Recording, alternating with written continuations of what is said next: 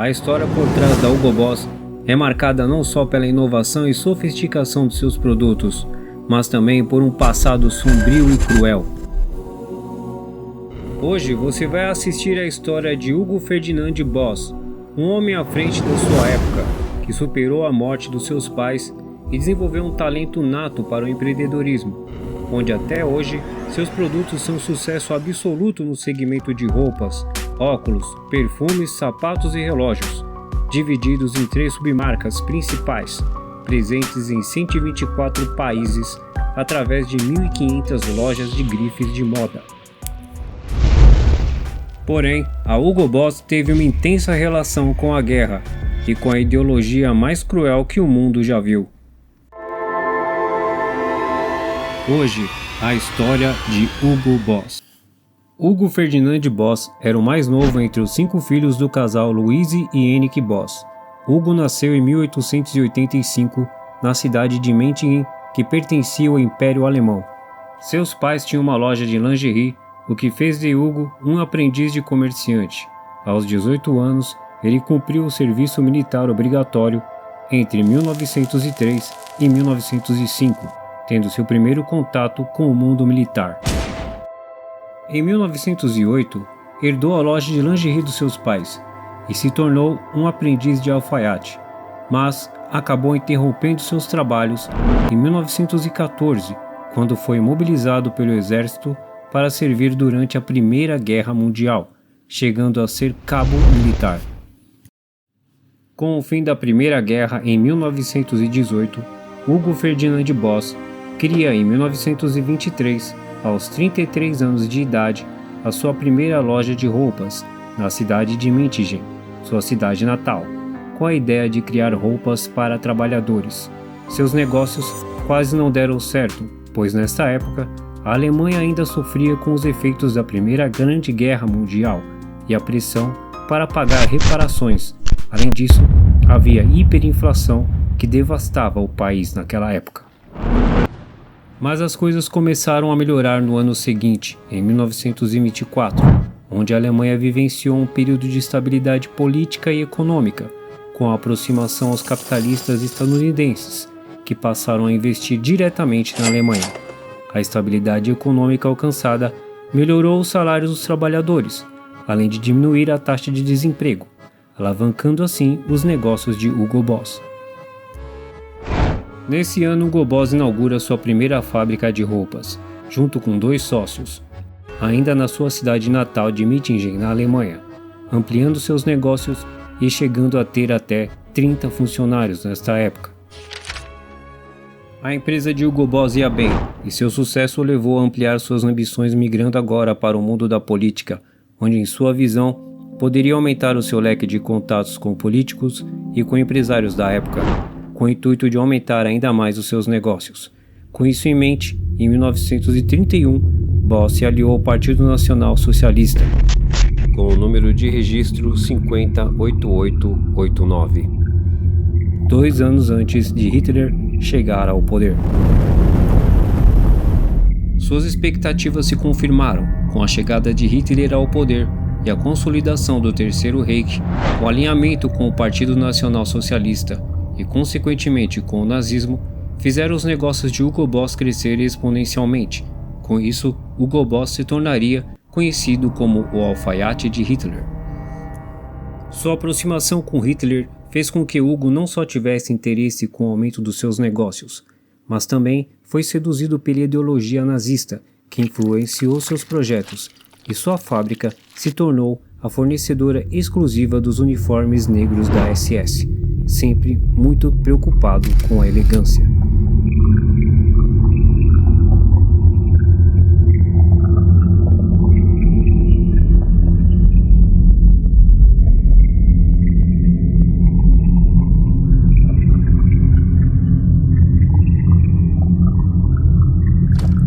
Seu alinhamento com o nazismo era tamanho que a publicidade das suas fábricas proclamava que era fornecedora dos uniformes nazistas desde 1924, o que não era verdade, pois seus alinhamentos definitivos com Hitler se dera em 1928. Essa associação ao nazismo e a exclusividade na fabricação de uniformes para todo o regime fez com que Hugo Boss ganhasse milhões entre 1934 e 1945. Dê início, paralelamente à fabricação de uniformes, que era compartilhada com outras alfaiatarias, a Hugo Boss também produziria roupas normais para trabalhadores e camisas.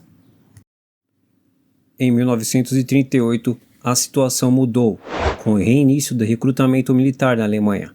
O foco passou a ser exclusivamente a confecção de uniformes para as forças nazistas.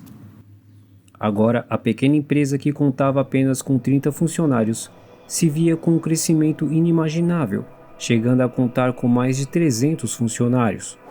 Como era difícil encontrar mão de obra durante a guerra, Hugo não se incomodou em se beneficiar de 140 trabalhadores forçados em regimes de escravidão, onde a maioria desses trabalhadores eram mulheres, com uma carga diária de 12 horas.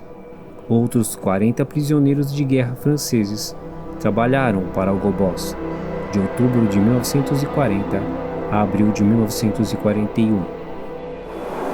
Historiadores acreditam que Hugo Boss era um nazista convicto.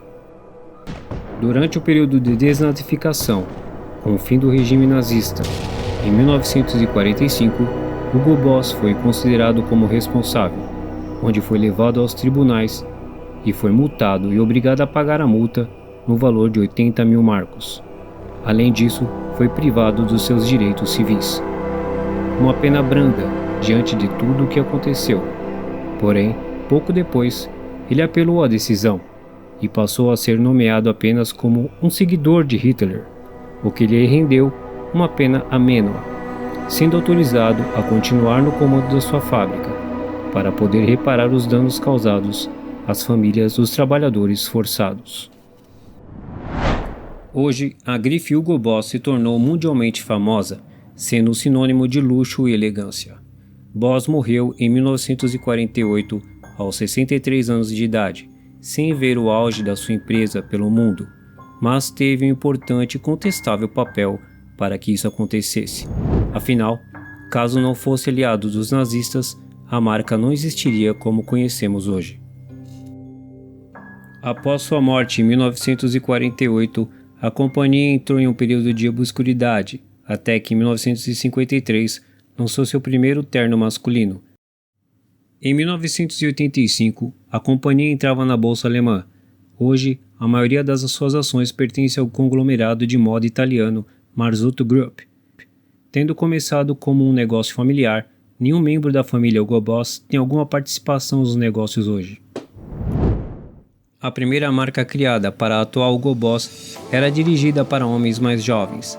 Essa linha de roupas, ao contrário das suas origens, não era destinada a trabalhadores, e sim para um público elitista. Em 1998, com o lançamento da Hugo Woman, pela primeira vez, a marca criou peças para o público feminino. No início de 1990, a coleção cresceu e surgiram camisas, gravatas, malhas e casacos de pele. Além das roupas, também os cosméticos, óculos e perfumes passaram a fazer parte do catálogo da marca alemã. A Hugo Boss recuperou seu prestígio e os resultados financeiros de 2010 e 2011 foram recorde para a marca. Nesse ano, a marca alemã Hugo Boss emitiu um pedido formal de desculpas no dia 22 de setembro de 2011 por ter usado mão de obra escrava na produção de seus uniformes nazistas durante a Segunda Guerra Mundial. No comunicado, a empresa expressa seu profundo pesar às vítimas que sofreram na fábrica dirigida por Hugo Ferdinand Boss. Nós nunca escondemos nada e sempre buscamos trazer clareza ao que aconteceu no passado. É nossa responsabilidade com a empresa, com os nossos funcionários, nossos clientes e com todo o interesse da história da Hugo Boss. O pedido de desculpas foi realizado após o lançamento de um livro que revela a ligação do estilista alemão com o nazismo. Segundo a publicação deste livro, Hugo Ferdinand Boss não era somente um estilista preferido de Hitler, como também um fervoroso adepto do Partido Nazista. A Hugo Boss, sem dúvida, é uma das maiores empresas de moda do mundo, mas o seu crescimento é manchado por sangue e sofrimento. Eu agradeço a todos por terem assistido a este vídeo. Caso tenham gostado, não se esqueçam de se inscrever no canal, ativar o sininho e receber as nossas próximas histórias do Como Começou. Obrigado. É inegável o poder militar da Rússia, mas o que ninguém imaginava é que o Kremlin teria uma força especial secreta, atuando em mais de 30 países. Clique no link e saiba tudo sobre o grupo Wagner e como um vendedor de cachorro-quente se tornou o líder desse grupo. Um exército de mercenários tão perigosos se tornaram uma ameaça até mesmo para Vladimir Putin.